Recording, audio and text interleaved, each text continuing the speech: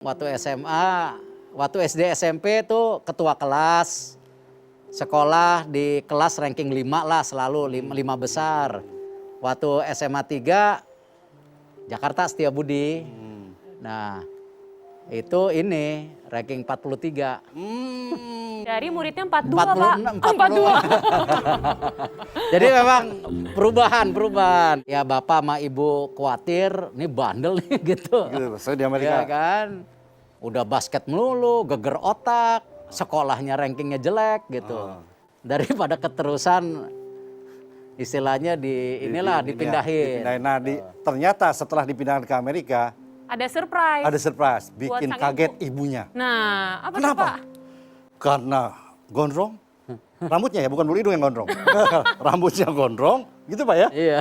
Pakai anting, Pakai sepatu boot. pakai sepatu boot. Waduh. Ibunya kaget. Zamannya heavy metal. Kenapa Pak?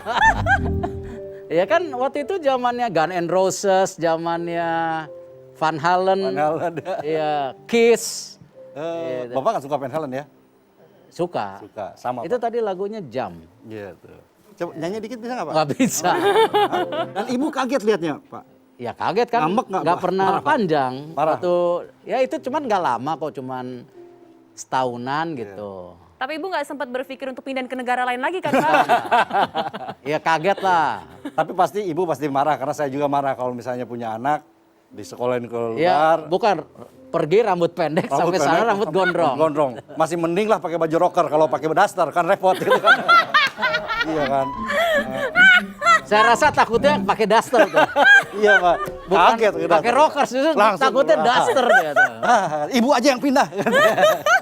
Nah ini ada foto Bapak dengan Sandi sama Lutfi. Pak Sandi sama Lutfi. Yang di tengah istrinya Sandi Nur. Ini ketemunya di Amerika, Pak, malahan, Pak. Di Boston. Waktu itu Sandi sekolah di Wichita, Lutfi di Purdue, saya di LA. Saat itu ada liburan Thanksgiving atau apa gitu kalau di Amerika kan ada. Nah, terus ya kita pada janjian ke sana. Tapi sama Pak Sandi pernah satu SD Pak dulu ya? Sebenarnya enggak. Jadi enggak. gini, ini yang orang kadang-kadang ketuker-tuker ceritanya. Jadi saya sama Lutfi tuh main basket di Indonesia Muda. Nah, ketemu Lutfi itu main basket. Karena sama-sama pemain basket ini. Ya. Terus ketemu lagi sama Lutfi di Amerika.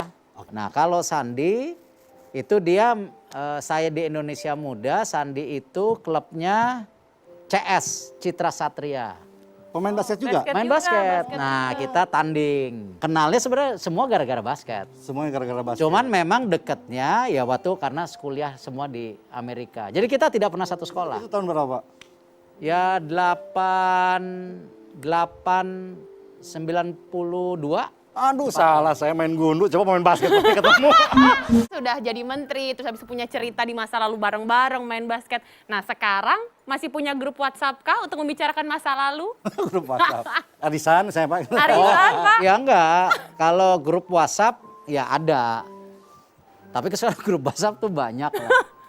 Enggak, saya rasa kalau kita bicara, apalagi sekarang menteri gitu ya, tentu kita ketika bicara sebagai kementerian akan lebih formal. Ya. Kita bertemu nih. Ya cuman kalau telepon-teleponan ya bro aja. Bro. Obrolan terakhir apa Pak? Kenapa? Obrolan terakhir bukan sebagai menteri ya, sebagai teman. Sama Pak Lutfi. Kayaknya sama Pak- 2 minggu terakhir ngomongnya kerjaan masalah Wah kerja terus ya? Iya. Gak pernah gitu, refreshing yuk, kita kan lagi pusing nih. Belum. Ini kacau ini. Emang lebih terlalu serius sudah. Lebih serius semua ya. Ntar saya nelfon nih, saya nggak serius Pak. Pak, ini kan pasti beda lah.